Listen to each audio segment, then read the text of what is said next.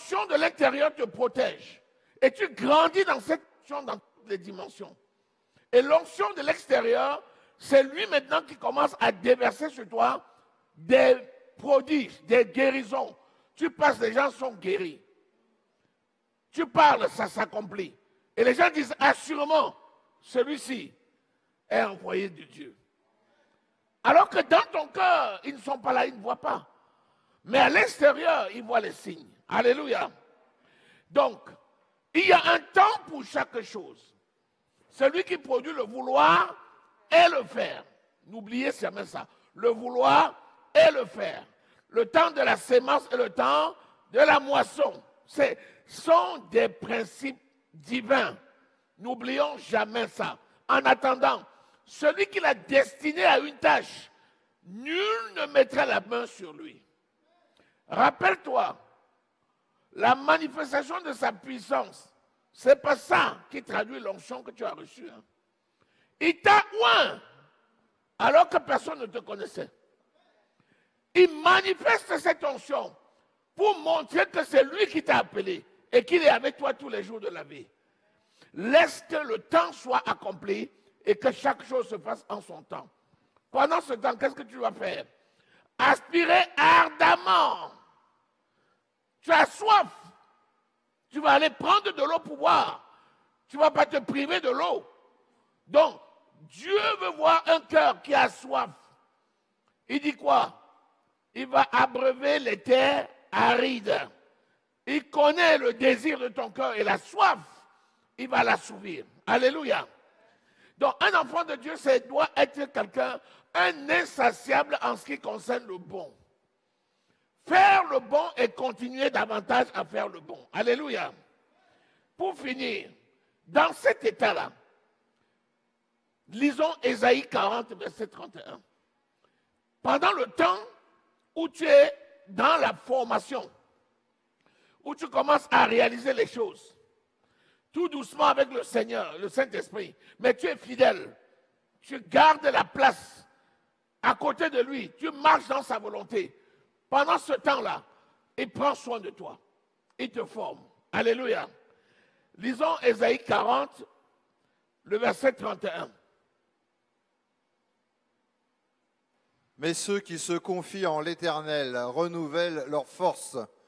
Ils prennent le vol comme les aigles. Ils courent et ne se lassent point.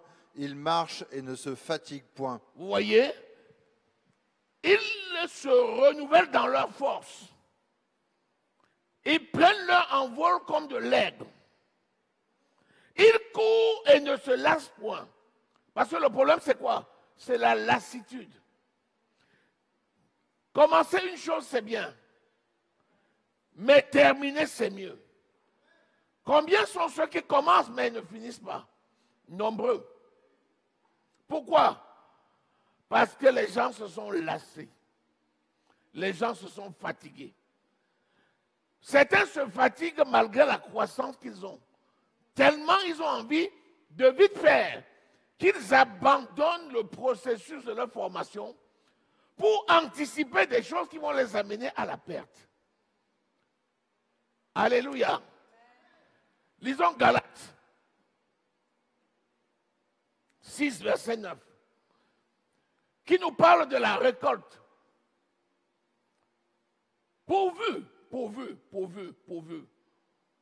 que tu tiennes bon. Très important.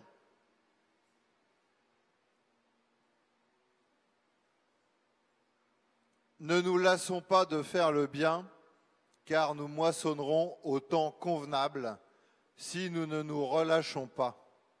Si nous ne nous relâchons pas. Amen. C'est la lassitude qui provoque le relâchement. Quand tu te vois déjà dans une certaine stature, une certaine posture, et tu réalises que ça ne va pas aussi vite que tu l'aurais souhaité, garde la même soif que tu as. Apprécie ce que le Seigneur fait par tes mains. Et c'est le feu là que tu as allumé. C'est ce feu-là qui va commencer à prendre du volume lorsque le Saint-Esprit va souffler dessus. À un moment donné, quand l'Esprit voudra que le feu la s'embrase, il va souffler dessus fort. Le feu là va monter une boule que personne n'ignorera plus jamais.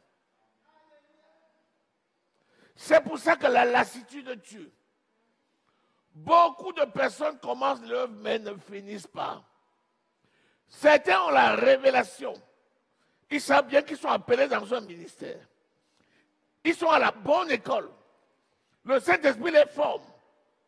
Le Saint-Esprit les fait grandir étape par étape. Parce qu'ils veulent se comparer à d'autres. Parce qu'ils veulent faire ce que les autres font. Alors que c'est Dieu qui produit le vouloir et le faire. Alors ils abandonnent l'œuvre que le Seigneur fait par la main pour aller rejoindre une œuvre auquel ils ne sont pas appelés. Résultat des courses, ils provoquent le désordre. Et ils abandonnent le processus de la croissance, alors qu'ils étaient à la porte de la gloire. Et le plus souvent, cette situation arrive dans les derniers mètres pour l'élévation. Et c'est là où patatras, les gens s'arrêtent. Certains vont chez les féticheurs réclamer la sorcellerie pour attirer les foules ou bien pour qu'on voit la puissance manifeste. C'est une grosse bêtise, parce que ça ne dure jamais. C'est la mort. Laisse en temps convenable. Il y a une chose que je vais dire et je vais m'arrêter. Tu travailles pour qui? Si c'est pour le Seigneur, pourquoi quelqu'un peut s'offusquer quand le Seigneur le conduit à son rythme et dans la direction que lui-même le Seigneur a choisie?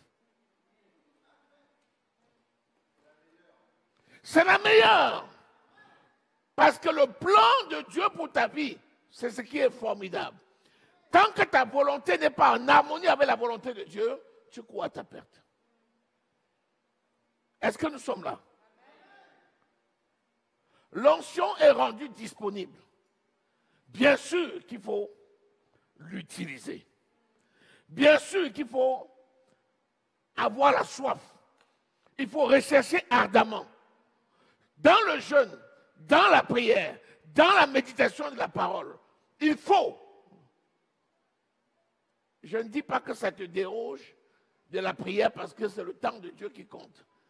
Si tu n'es pas à la bonne école dans la prière, la méditation de la parole, le jeûne, comment le Seigneur peut-il te confier des responsabilités alors que tu restes un bébé?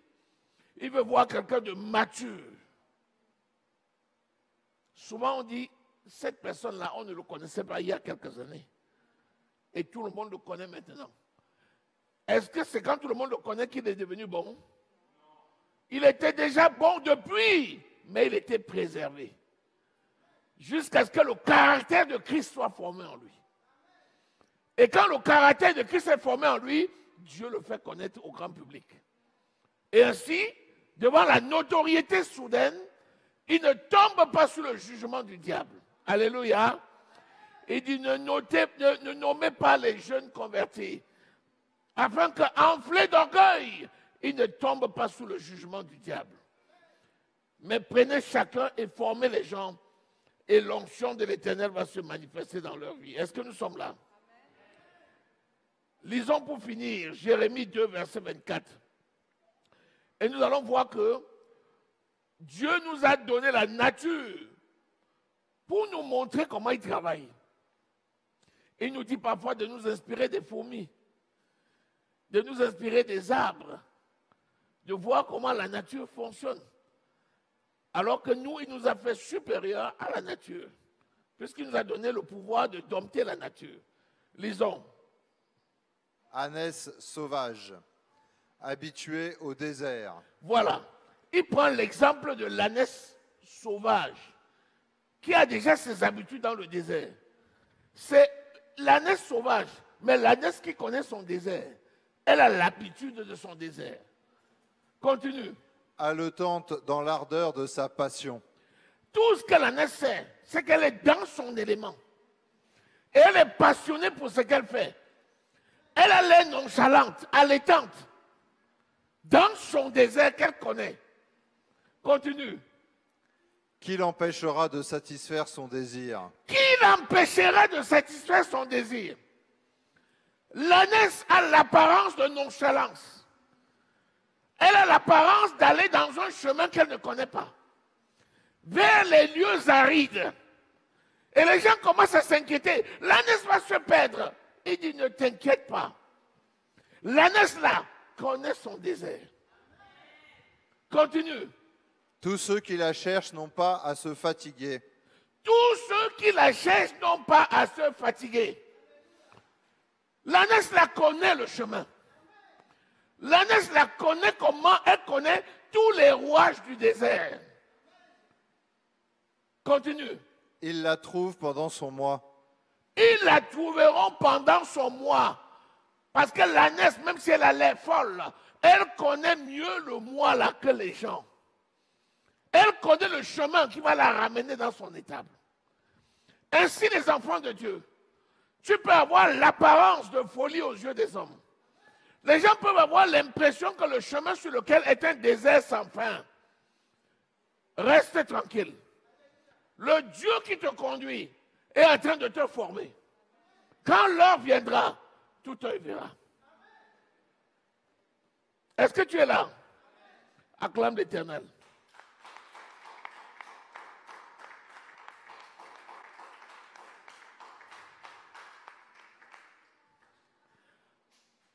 Les gens les plus loin ne sont pas forcément ceux qu'on connaît le plus. Ceux qu'on connaît sont loin. Vous voyez? Les gens qu'on connaît loin sont loin. Mais ceux qui sont loin ne sont pas forcément tous connus. C'est pour ça que le Seigneur envoie des générations et des générations.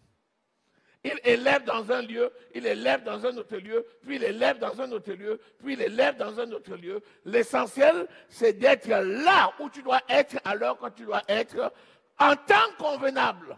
Il va t'élever. Alléluia. Que le nom de l'Éternel soit glorifié. Amen.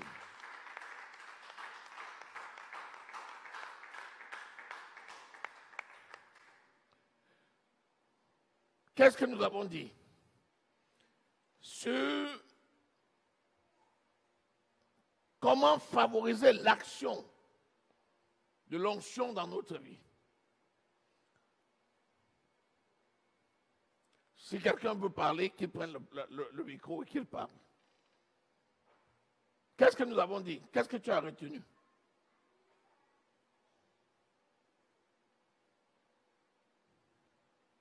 Je vous ai dit que c'est un enseignement, non? C'est pour ça que j'ai donné les versets. J'ai donné les étapes. Oui? Allô, allô.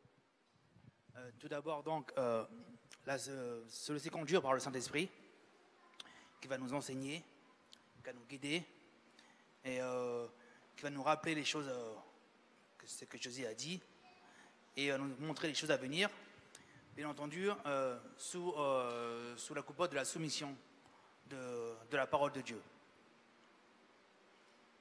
Oui, voilà deux éléments qui ont été dits dans la chaîne. Mais c'est un enseignement qui est suivi. Pour que tu favorises cette onction, ces deux éléments-là ont été cités. Mais pour que l'onction se manifeste, oui, ça doit commencer par quoi? La foi. Sans la foi, il est impossible d'être agréable à Dieu. Alléluia. Deuxième étape, la foi vient d'où alors? Il faut parler dans le micro. Parce que même si ta voix est grosse, si tu ne parles pas dans le micro, en fait, on ne t'entend pas. D'abord la foi et ensuite ce que l'on entend, c'est la parole de Dieu qui va nous transformer et la prière aussi.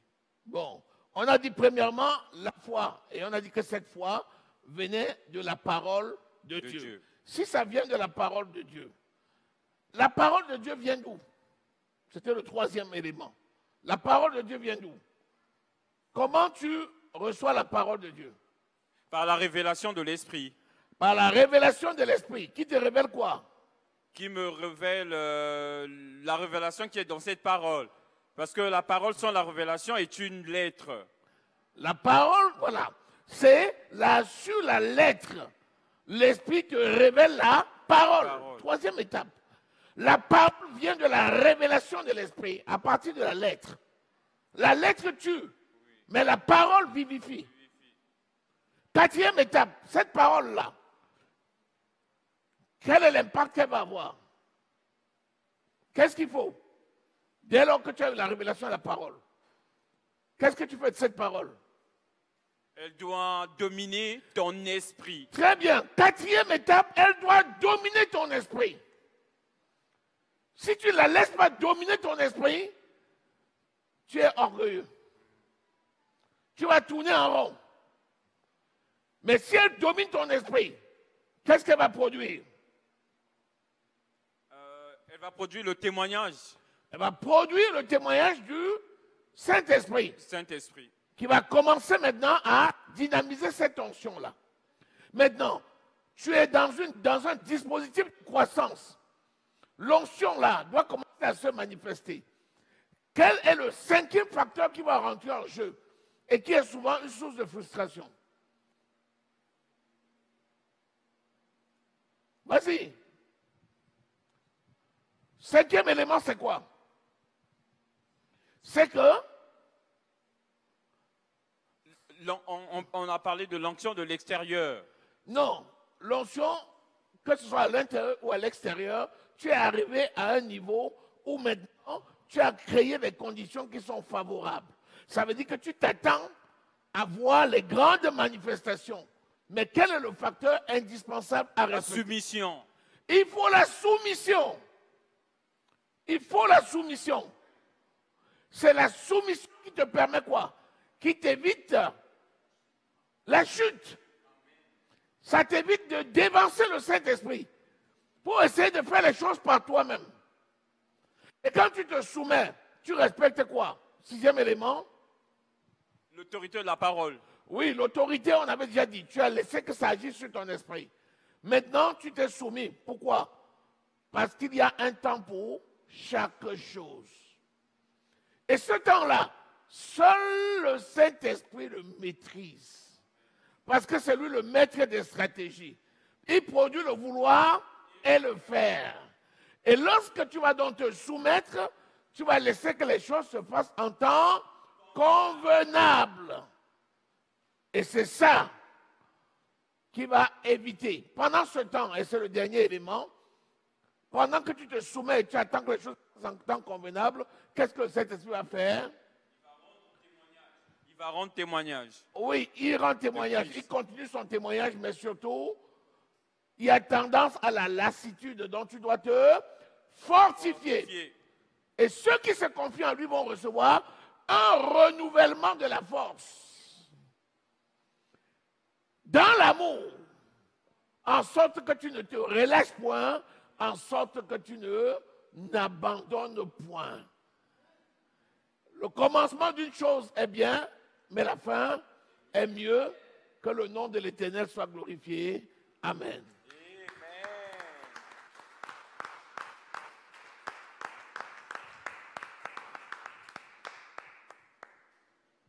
Nous allons prier en respectant ces points-là.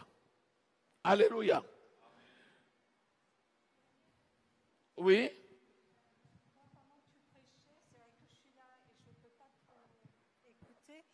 Mais j'ai eu, comme une pensée que le Saint-Esprit est une clé de toute chose. Oui, sans lui, nous ne pouvons rien faire. Voilà, c'est ce qui m'est venu. Et je vais même plus loin. Pourquoi le Saint-Esprit? Parce que Dieu le Père et Dieu le Fils sont représentés en nous par Dieu le Saint-Esprit.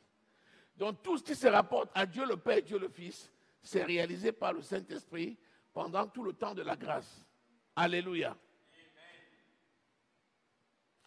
Donc, on va respecter ces étapes-là. Vraiment, implique-toi. On va prier pour la foi. Alléluia. On va prier pour la parole. On va prier pour notre soumission. Alléluia. À cette autorité. On va prier pour respecter le vouloir et le faire. Que le Seigneur accomplisse chaque chose en son temps. Alléluia. Et on va prier pour le renouvellement dans l'onction. Alléluia.